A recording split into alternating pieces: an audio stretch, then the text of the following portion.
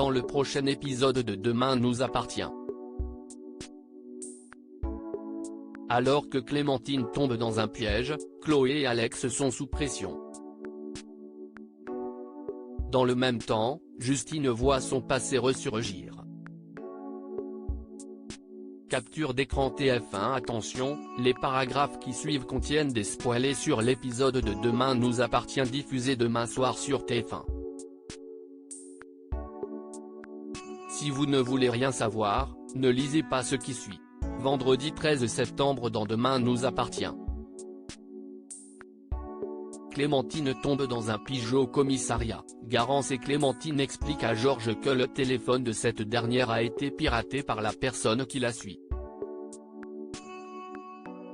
Supposant que le smartphone est sur écoute, Georges fait diversion et l'éteint. Il trouve alors un logiciel espion et décide de garder le téléphone pour chercher, sans succès, des traces de l'identité de l'harceleur. Dans l'impasse une nouvelle fois, Georges émet l'idée selon laquelle le stalker aurait pu s'accuser lui-même afin d'éloigner les soupçons. Georges et Aurore espèrent qu'il commettra une erreur pour le coincer et s'inquiètent pour Clémentine. De son côté, Christophe suit Garance en voiture et lui fonce dessus avant de rejoindre Clémentine à son cours de sport pour la prévenir de l'accident. Ébranlée par la nouvelle, Clémentine suit l'avocat qui lui propose de la conduire à l'hôpital. Mais Garance va bien, elle est au spoon avec son père. Elle lui explique qu'une voiture a essayé de la renverser de manière délibérée. Même si elle ne sait pas qui est le responsable, elle est persuadée qu'il s'agit de la personne qui poursuit sa mère. Pendant ce temps, Clémentine et Christophe sont en route pour l'hôpital de Montpellier. D'après l'avocat, Garance y aurait été transférée dans un état critique. Clémentine est effondrée et réclame le téléphone de Christophe pour joindre Olivier, mais ce dernier prétend l'avoir oublié.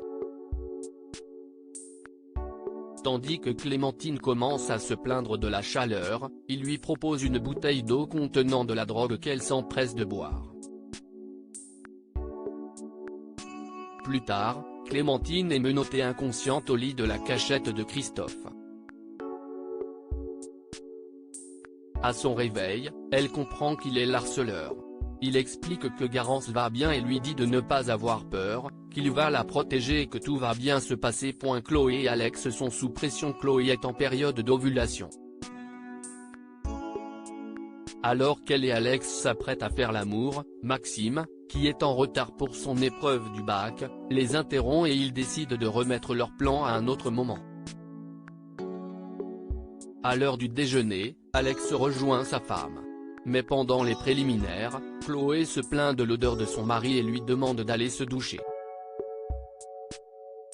Vexé, Alex n'est finalement plus d'humeur et retourne travailler. En fin de journée, ils rentrent à la maison avec des fleurs, et après s'être mutuellement excusés de leur comportement, ils font l'amour plus amoureux que jamais. Le passe de Justine ressurgit au spoon. Pierre est persuadé d'avoir déjà croisé Justine et lui indique qu'ils se sont déjà rencontrés il y a plus d'1 an.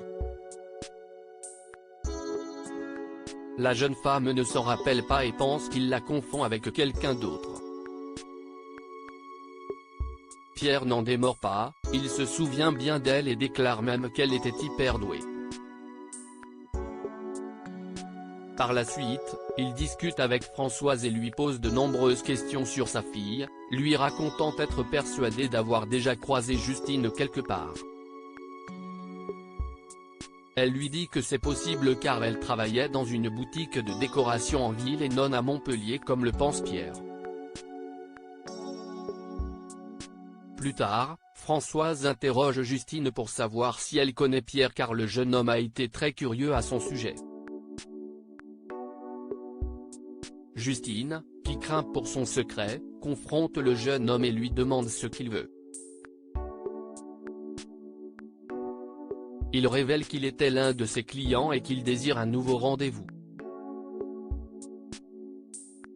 Justine rétorque que c'est impossible, qu'elle a arrêté d'être escorte et le conjure d'être discret car sa mère n'est pas au courant de son ancienne activité. Il lui promet de garder le secret.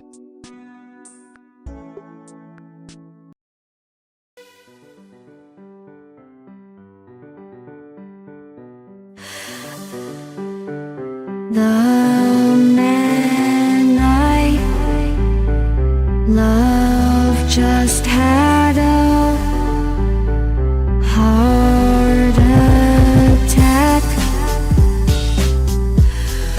but who needs a heartache? I am a man, she is a